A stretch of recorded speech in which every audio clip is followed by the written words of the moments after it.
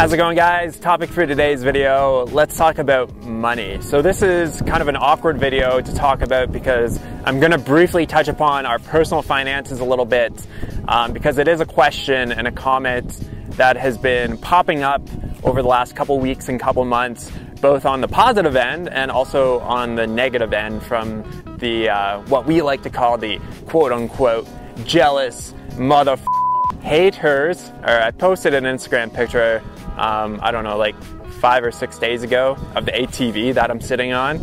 And a lot of people, there's a couple snide remarks, like people are like, oh wow, that off-grid living's looking awfully expensive. Somebody said I should basically stop slacking off and I should get back to, working on making videos for YouTube. That last person got blocked instantly because that's just a complete dick comment.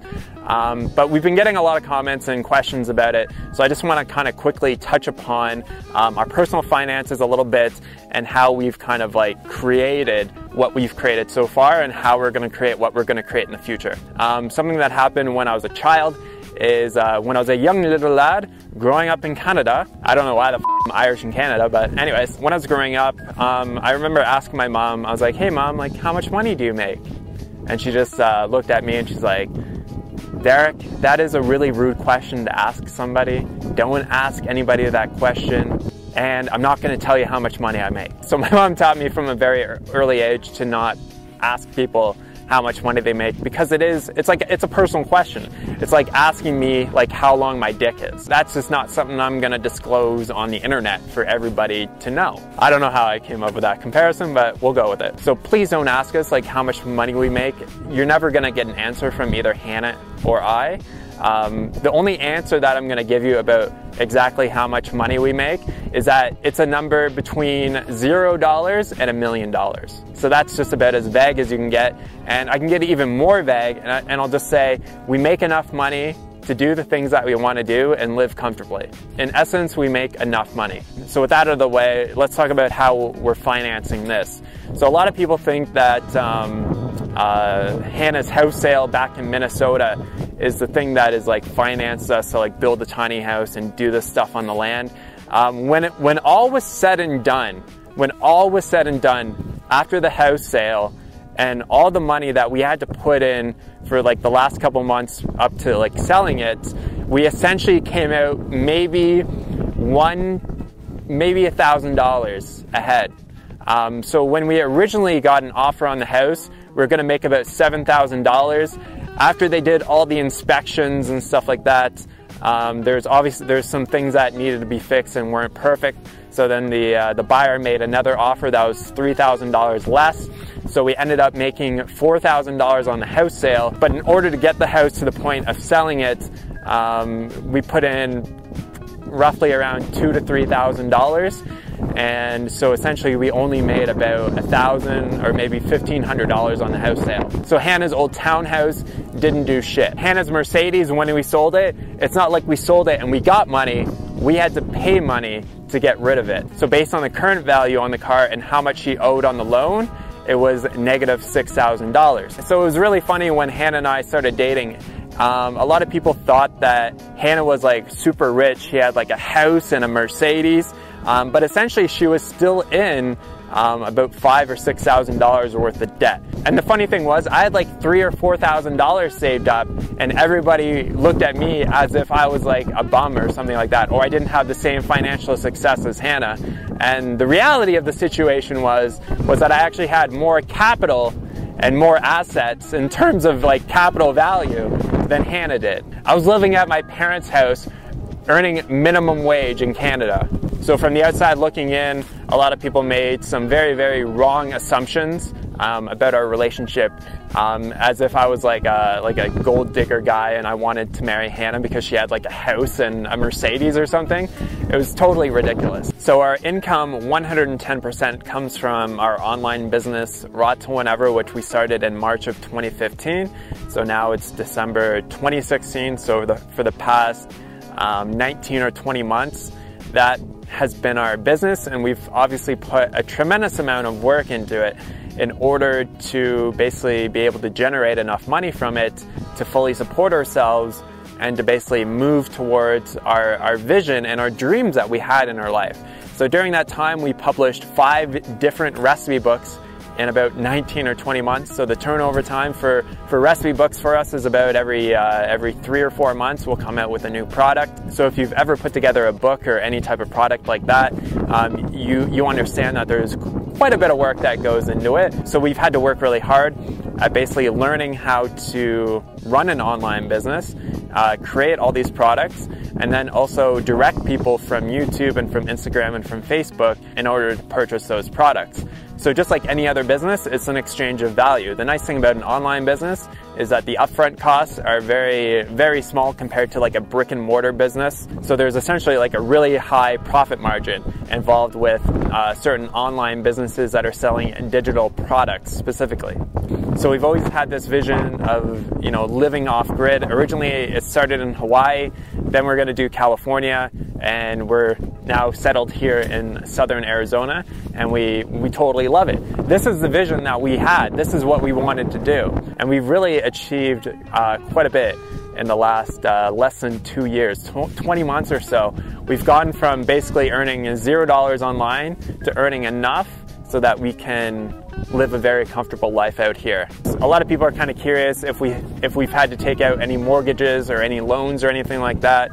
The tiny house was paid for in cash. Just as we kept building it, we just paid cash for everything, so we didn't have to go into any debt for that.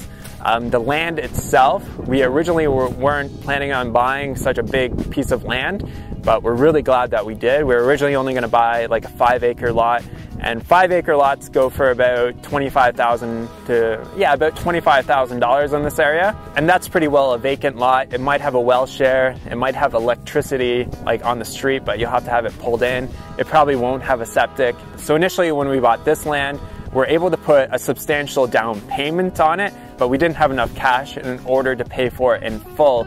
So essentially what happened in our case is we're like, yeah, we want to buy it, and so we put down a substantial down payment on it, and then you have a schedule to pay off the rest of it over time, and then the money goes essentially directly from us to the person who actually owns the land. So that essentially means that the owner will carry over on the loan for the land. So it's so much money, and then you have to obviously keep making payments until it's paid off. We're fortunate enough to be able to put down that down payment and then pay it off much sooner than we originally thought. We thought it would take us a few years to pay it off, but we're able to do it much sooner.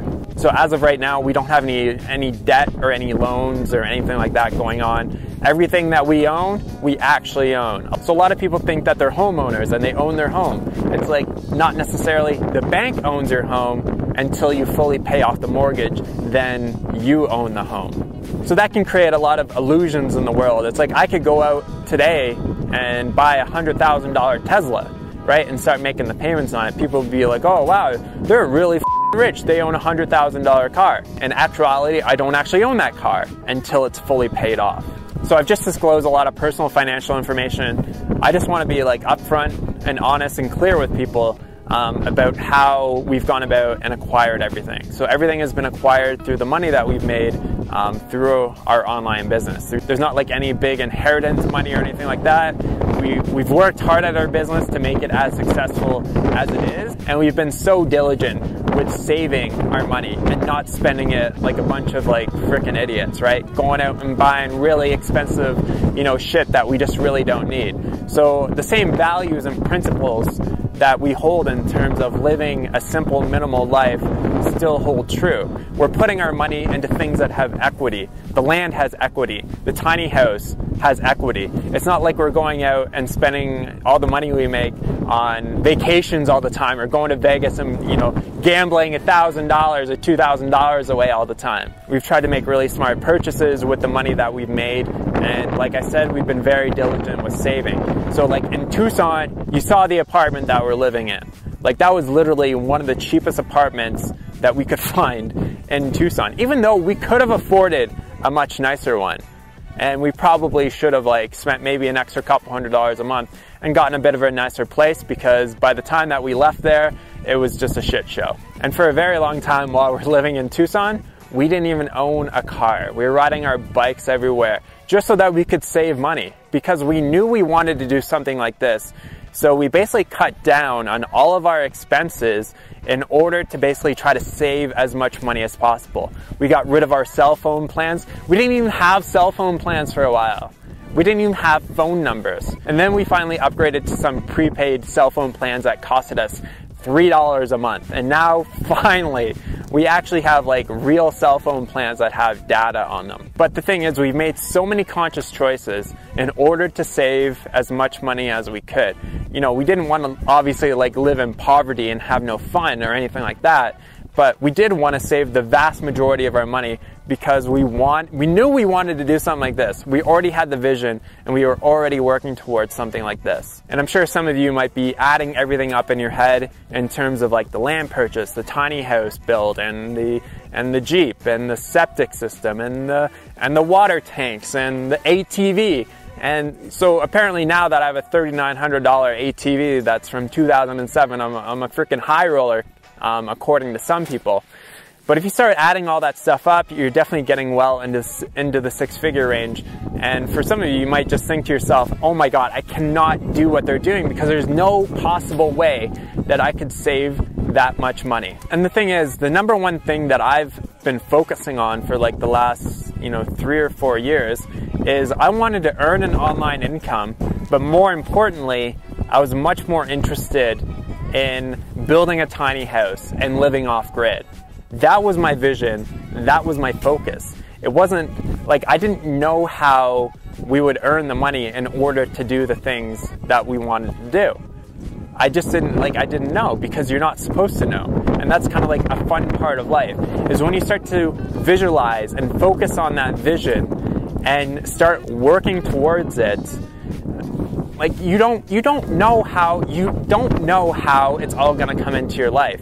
I had no idea when I first started learning about tiny houses and started learning about off-grid stuff that I would be living in southern Arizona with high-carb Hanna. That just didn't even come into my reality at all. All I knew 3 years ago is that I wanted to be massively in love with an awesome woman, and Hanna is, and I wanted to be living in a tiny house that I built myself, which we are, and I wanted to be living off-grid. And that is something that we are certainly working towards right now. And I knew that I wanted to be earning an income online passively.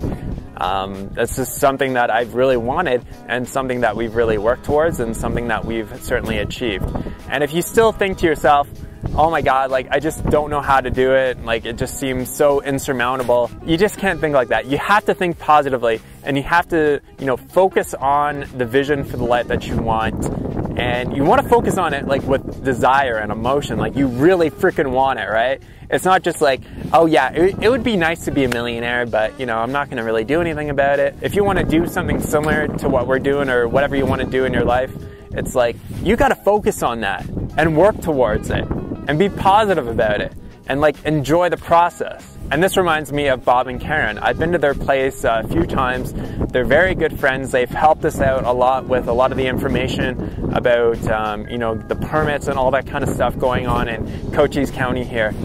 And I've done a couple of videos at their place, and I will link to one of them down below, and definitely watch it. But they were able to basically build their 30 by 20 off-grid cob house they have a well, they have septic, they have a solar system, and they were able to do that in their 50s, build that house entirely themselves, and they were able to do that on a very, very strict budget. But the thing is, and what I really admire about Bob and Karen, is just how incredibly resourceful they are. And they had the vision for what they wanted, and they focused on that vision, and they worked their butts off. They're out there, building that house in the Arizona sun in the summertime, where it's getting up over 100 degrees and there's no shade anywhere because there's no trees. And they're out there and they made it freaking happen. And they made it happen in Bisbee, Arizona. And you've probably never heard of this place, but it's a very small town. And they're able to earn enough money to obviously continue living and to build up their land, build their house, just by like doing odd jobs and stuff in a very, very small town. And they were able to create what I think is totally like awesome. Like I'm just always amazed. I'm just always amazed just looking at those two and just seeing what they've created. And like I said, they had a very, very strict budget, but they had the vision for what they wanted, and they worked their ass off and they got it. And now they're living the good life. They're both in their mid-50s. I think they're coming up on 60 soon. I'm sorry if I get your ages wrong, Bob and Karen. They are a huge proponent of not going into debt. And that's one of their big messages, is like, save your money, learn how to save money, and then when you can actually afford it with cash, rather than going into debt and getting loans and all that kind of stuff. And now they live very comfortably, debt-free in their house that is completely off the grid. And so their expenses now are gonna be minimal. But obviously the upfront costs in terms of, like, you know, purchasing land, purchasing septic system, purchasing a well, all those things obviously cost a lot of cash up front, but with this type of off-grid living, it pays off in the long run. So one last thing with this video that I want to talk about is the actual method, or the actual steps in order to get from where you are to where you want to go. This is something that I've talked about before on Life Inside a Box. It's the You Were Born Rich program by Bob Proctor. It's a DVD program. It's actually, you can watch it for free on YouTube now. Like, you can watch it for free. People used to pay $400 or $500 in order to purchase this program, and they've actually put up the DVDs on the internet now, basically on their YouTube channel. So I'll link to those down below. Watch through that program. If you're interested in, like, creating more abundance and prosperity in your life, in order to do, like, cool shit like this, it's like, watch that program.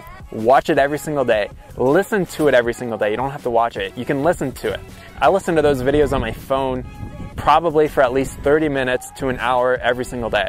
So I'm constantly enriching my mind with abundance thoughts, prosperity. But I just didn't start doing that for like a few months, and then it all just kind of fell into place.